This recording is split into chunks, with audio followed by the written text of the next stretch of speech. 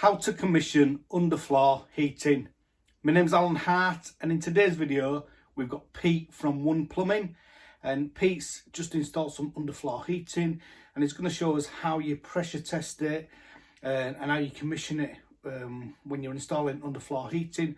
Also a few tips on if you want to install underfloor heating, what you can do to make it easy.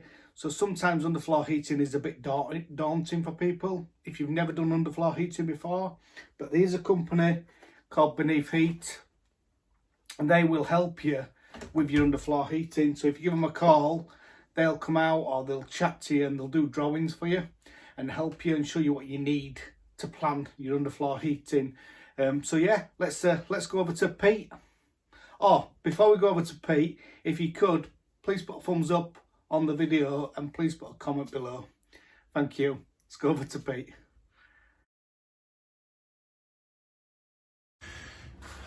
Alright boys and girls, right, I thought I'd show you something a little bit different this week because normally it's all boilers and that sort of rubbish.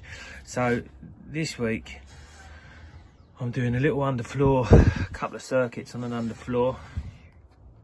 Questions asked, can you put an underfloor manifold in the loft? Yes you can, as long as it's above all the pipework, yeah? So what I've got here, luckily enough I've got a cold water main, so excuse that there's no non-return valve, needs must, it's going to be blanked off anyway because, I mean, look at that up there. I did not do that. So yeah, I'll show you what to do when fitting underfloor. So like I said to you before, I've rigged up a main and it's going into the flow on the heating, yeah? This is obviously the pump. The main will run into the flow, it'll go around the flow and come back on the return as normal. So what we've got to do on underfloor heating, yeah, we've got to flush all the air out and we've also got to pressurise it. Now pressurising, they recommend, this firm here that I get this stuff off of, who are really good, you pressurise to 6 bar, yeah, for an hour and then let it drop to 3 for the screeding.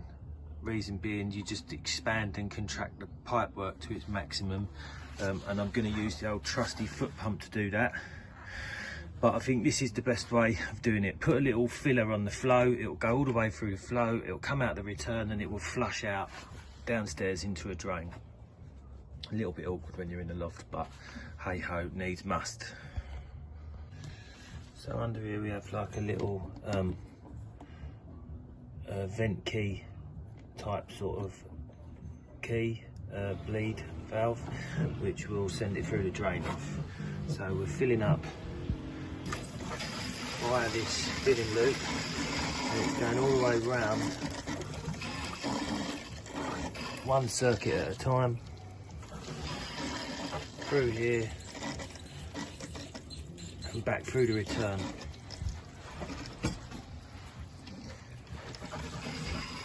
You can hear all the air in that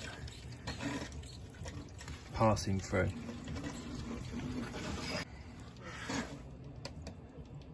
So once that's flushed, move on to the next one. Open it up first before you close the other one down as you would a flush. If you're wondering why using this, is because I've lost the other 20 vent keys I started off with this year.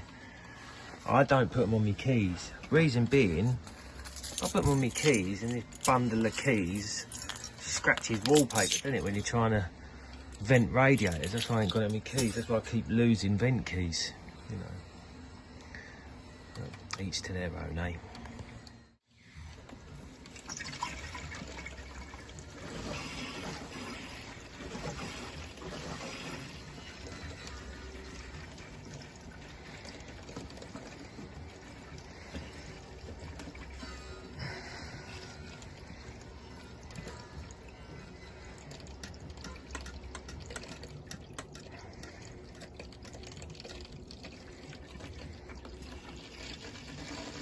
You know, you can hear the air flushing through this circuit now.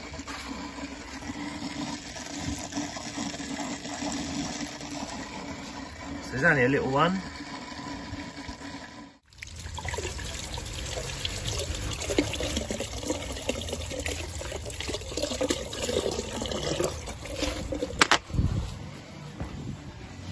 circuit. Start putting it under the units. There's going to be a fridge here. So where is, yeah, where builders fridge going here as well, and the runs are going up the wall. I hate this. Do you know how many times I banged my head on this? Little rat run. So that's still. Come on a journey with me. Journey with me. So that's all flushing good. Once it's flushed, what I'm going to do is I'm going to detach this main, and then I'm going to join this up to my filling loop. I'm going to fill this with water. I'm going to pump it up to 6 bar for an hour, like I said before, with both circuits open, so we fully charge the pipework and all the unions to 6 bar. See, this is all been put in.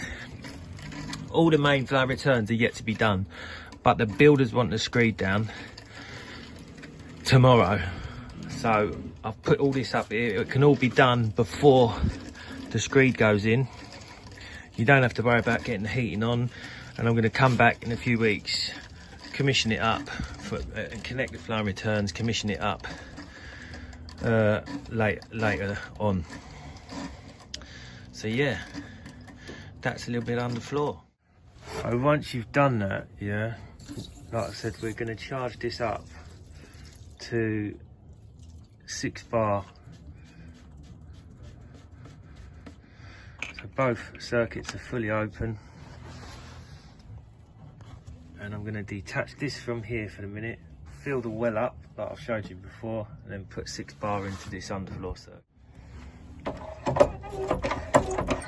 So like I've shown you before, I'm going to pump it up to 6 bar. I think it's so much easier if you cut a separate filling loop in for your underfloor.